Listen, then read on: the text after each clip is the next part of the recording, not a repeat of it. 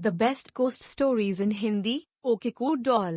Hello दोस्तों, आप सभी का फिर से स्वागत है। आज मैं आपको इस पोस्ट में the best ghost stories in Hindi okay cool doll एक भयानक जापान की गुड़िया की कहानी बताने जा रही हूँ। ये बात सन 1918 की है। एक ससुकी नाम का एक लड़का था जो लगभग 17 साल का था। एक दिन वो एक मेले में गया और मेले में जाकर उसने एक डॉल देखी। वह डॉल देखते ही उसने खरीद ली। उसने अपनी छोटी बहन जो कि करीब 2 साल की थी उसे जाकर दे दी और उस डॉल का नाम ओकीकू रख दिया। वह डॉल उसकी छोटी बहन को बहुत ज्यादा पसंद आई। वह लड़की उस डॉल के साथ हमेशा खेलने लगी, हमेशा सोती थी, रहती थी। उस डॉल के साथ उसका बहुत ज्यादा लगाव हो गया था। एक साल बाद जब वह लड़की करीब 3 साल की हुई तो उसे एक बीमारी लग गई। उसे जोरों से बुखार आने लगा। इसी कारण अचानक से उसकी मृत्यु हो गई। जापान की प्रथा के अनुसार जब कोई भी मरता है तो उससे जुड़ी हुई चीज उसके साथ दफना दी जाती है और इसी के अनुसार इस डॉल को भी उसके साथ दफना दिया जाना चाहिए था, लेकिन ऐसा नहीं हुआ। कारण कुछ भी हो, उस डॉल को उसी के कमरे में रख दिया गया। एक साल बाद जब उस लड़की की माँ ने उसके कमरे को खोला और उसकी डॉल को उसके मेज पर जब पड़ी हुई देखी,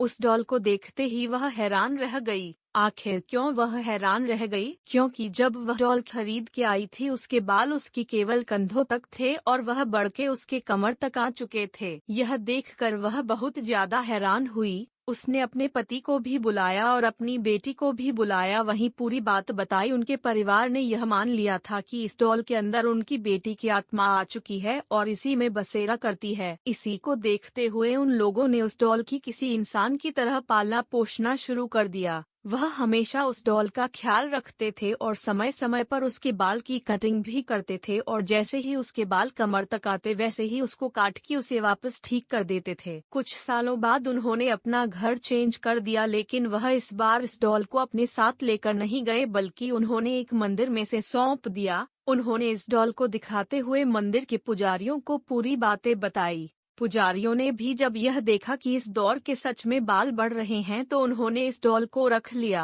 आज भी यह डॉल इवामिजावा नामक एक मंदिर में पाई जाती है जहां इसे देखने के लिए दूर दूर तक लोग आते हैं और आज भी पुजारी इसके बाल काट के इसे वापस वैसे ही कर देते हैं। धन्यवाद।